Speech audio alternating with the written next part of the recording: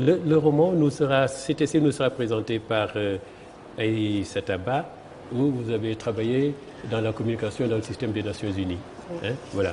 Et ce roman, donc, vous nous parlez un peu de Aminata Traoré, qui est une personnalité très connue dans le mouvement du tiers-monde, quoi, n'est-ce pas? Oui, sa personnalité. Elle a été ministre au Mali. Oui. Oui, alors merci.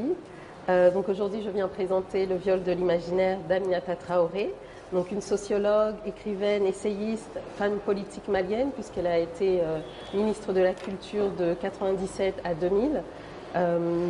C'est une femme engagée dans la transformation du Mali, de l'Afrique et du monde, on pourrait dire. Et dans cette œuvre, justement, elle dénonce le viol de l'imaginaire, mais aussi de l'économie, la culture, la société du peuple malien et africain, par un système globalisé qu'elle dit déshumanisant, trop porté sur le profit. Et en laissant certaines personnes de côté. Voilà. Alors quand elle parle du viol de l'imaginaire, elle pense d'abord le viol de l'imaginaire des peuples africains. Elle fait allusion, elle pense à l'esclavage, à la colonisation, la mondialisation, tout cela, et même le capitalisme. Hein, oui. En fait. Oui, exactement. C'est ça que porte cet essai. Oui. Exactement, puisqu'elle parle, elle dit non à une mondialisation mercantile qui déshumanise, comme je le disais tout à l'heure, et qui ne pense qu'au profit sans penser aux personnes laissées sur le carreau. Donc, elle commence dès le début de l'œuvre en disant que la prédation et la déshumanisation ont gagné en sophistication depuis la chute du mur de Berlin. Et elle dénonce vraiment le fait qu'on pense que le salut de l'Afrique se fera par la mondialisation néolibérale, par des programmes d'ajustement structurel et tous les programmes dits de développement qui ne sont en fait, selon elle, une poignée de personnes s'enrichissent au profit des masses. Alors elle fait bien sûr cette analogie en disant que depuis le mur de Berlin, on assiste à cette globalisation qui semblerait profitable à tout le monde et aux Africains, mais qu'en fait n'est qu'une continuation de l'esclavage, puis de la colonisation et ensuite de la mondialisation. Et dans son œuvre, remarquablement, elle montre sa volonté d'humaniser le peuple malien et africain en citant l'exemple d'une jeune femme, Atina, qui est en train de perdre ses enfants un à un à cause du paludisme. Et elle cite le fait que c'est concomitant avec le 11 septembre, elle cite le fait qu'elle-même a entendu parler de la tragédie du 11 septembre avant même d'avoir pu savoir que cette Atina était en train de perdre ses enfants alors que c'était une personne qu'elle connaissait. Et elle parle en même temps du pacifisme, mais c'est tout simplement pour montrer la nuisance de la guerre, qu'elle insiste sur les bienfaits du pacifisme. Oui, alors cette dénonciation de la globalisation mercantile et qui va très très vite sans regarder derrière elle, elle ne peut la faire sans en fait condamner la guerre. Elle qui est une pacifiste invétérée, Aminata Traoré, on ne peut pas parler d'une œuvre, surtout d'une essayiste et sociologue, sans parler de l'action qu'elle fait elle-même. Quand il y a eu la crise malienne en 2012, malgré le fait que tout le monde disait que le Mali et Bamako étaient bientôt envahis par les terroristes, elle maintenait le fait que coûte, il ne fallait pas aller à la guerre. Parce que quand il y a une guerre, ce sont les populations civiles qui en pâtissent et qui n'arrivent, pour certains, jamais à se relever. Et certains pays aussi, elle soutient, n'arrivent pas à se relever facilement de la guerre. Donc toujours dans son ouvrage Le viol de l'imaginaire, dès le début, elle cite bien qu'il n'est rien de plus destructeur pour les liens sociaux que la guerre. Elle étaye ses propos en disant que l'effroi vient à présent du recours de plus en plus fréquent des puissants de ce monde à la violence armée. Cette pluie de B-52 sur l'Afghanistan, un pays déjà meurtri, en riposte à la tragédie du World Trade Center et de Washington, est un scénario qui pourrait se reproduire demain en n'importe quel endroit du Sud. Ça fait un peu frissonner. Son livre, elle a écrit en 2002. Et aujourd'hui, on voit ce qui s'est passé au Mali et dans d'autres pays. Elle continue en disant qu'au lieu de domestiquer la violence comme ils en avaient le devoir et les moyens. Les puissants de ce monde l'ont légitimé. Elle va jusqu'à dire qu'ils ont discrédité les Nations Unies, auxquelles elle tient pourtant beaucoup, perverti le droit international, qu'il compte désormais utiliser contre toute forme de dissidence et de résistance. Et elle va très loin dans sa volonté de pacifiste, puisque, on le rappelle, ce livre qui condamne la mondialisation, elle le fait pas seulement en parlant des causes structurelles, économiques, elle parle vraiment de ce qui va jusqu'à la psyché des personnes, du peuple malien et africain. Elle cite d'ailleurs Freud, qui, dans une réponse à Albert Einstein, qui lui demandait dans une correspondance depuis 1932, demandait pourquoi la guerre, tout simplement. Et Sigmund Freud, il parle de la culture et de la paix qui sont chères à Aminata Traoré. Je rappelle qu'elle a été ministre de la Culture et qu'elle travaille beaucoup dans le culturel. Il parle de la culture et de la paix dans une perspective qui reste d'actualité. Je me permets de citer le livre parce que c'est un passage très important, page 195-196, où il dit « Depuis des temps immémoriaux, Sigmund Freud, l'humanité subit le phénomène du développement de la culture. » Plus loin, il dit encore « Or, les conceptions psychiques vers lesquelles l'évolution de la culture nous entraîne se trouvent heurtées de la manière la plus vive par la guerre. Et c'est pour cela que nous devons nous insurger contre elle. Nous ne pouvons simplement plus du tout la supporter. Et il semble bien que les dégradations esthétiques que comporte la guerre ne comptent pas pour beaucoup moins dans notre indignation que les atrocités qu'elle suscite. Et maintenant, combien de temps faudrait-il encore pour que les autres deviennent pacifistes à leur tour ?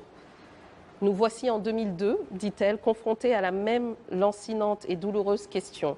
Sigmund Freud conclut qu'il ne saurait y répondre et ajoute que, en attendant, tous ceux qui travaillent à la culture travaillent aussi contre la guerre.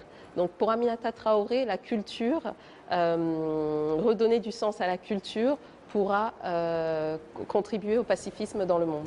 Alors, malgré tout ce qu'elle dénonce là, elle pense quand même qu'un autre monde est possible. Oui. Hein? Oui, elle l'écrit. Oui, car dans cet ouvrage, vous pouvez l'entendre, et dans les théories que beaucoup disent altermondialistes qu'elle soutient, on l'attaque beaucoup d'utopisme et d'un monde difficilement palpable. Pourtant, elle maintient avec optimisme qu'un autre monde est possible, qu'une autre Afrique est possible, et qu'il faut pour cela déjà une révolution des mentalités des dirigeants africains. Bien sûr, elle ne fait pas que taper sur le doigt des Occidentaux, comme elle le dit. La mondialisation, dit-elle, procède au lavage des cerveaux de l'élite politique et intellectuelle avant d'être économique et financière. Un autre impératif pour que cette autre Afrique soit possible, ce serait par la décolonisation des esprits. L'autre qu'il est pour nom Europe, États-Unis ou Japon, dit-elle, vit de l'idée de supériorité qu'il a de lui-même et que nous alimentons avec nos comportements de soumission. Mais par contre, elle ne dénonce pas seulement la mondialisation. Elle n'est pas totalement contre. Elle dit oui à une mondialisation, mais qui profite à tous et qui est humaine. Elle dit bien, page 166, aucune personne ni aucune nation n'est capable de s'en sortir seule. Et pour ceux encore qui l'attaquent d'un peu utopiste, elle dit qu'elle-même, en tant qu'écrivain, quand on lui demande « tu es écrivain, pourquoi vas-tu faire des galeries d'art, des restaurants ?»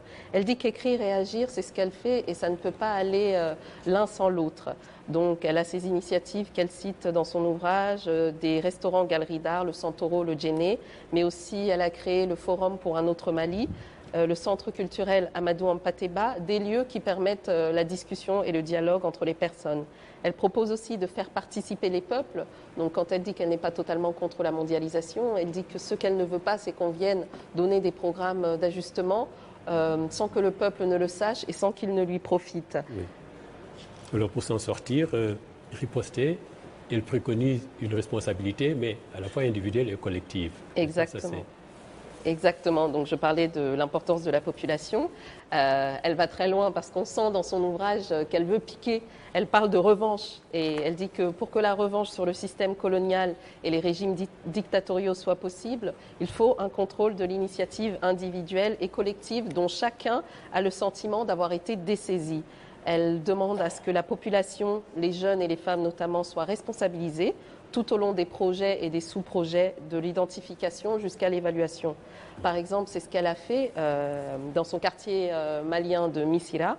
Elle a fait construire et paver le quartier par les jeunes, pour qu'il n'ait plus à s'agrouper dans ce qu'on appelle en Bambara les grains. Grains, c'est les jeunes que l'on voit sous un arbre, devant les maisons, en train de faire le thé et refaire le monde ou parler sans vraiment fondement toute la journée.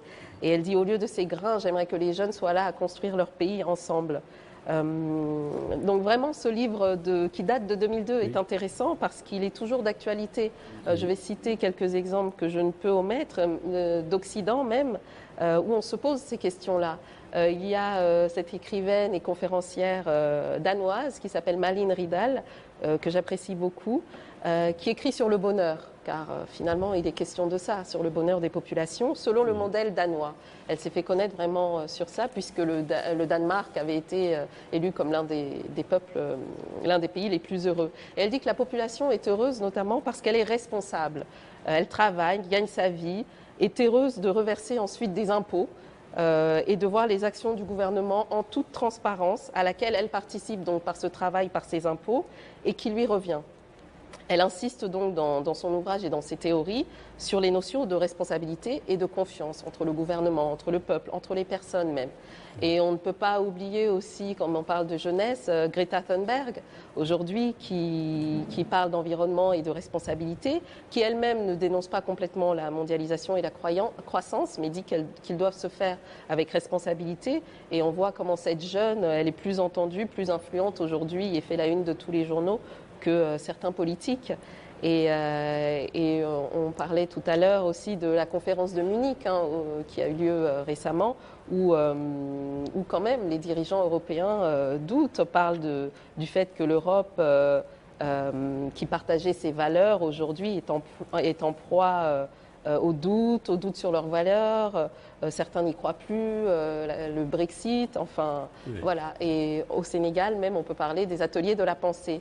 Donc on voit quand même qu'il y a tous ces mouvements où on se re-questionne sur le monde, sur le sens du monde et sur le rôle que peut avoir chaque personne, dont les Africains, sur leur avenir. Voilà, merci de nous avoir parlé donc, Aïssata Ba, de ce livre de Aminata Traoré, Le viol de l'imaginaire.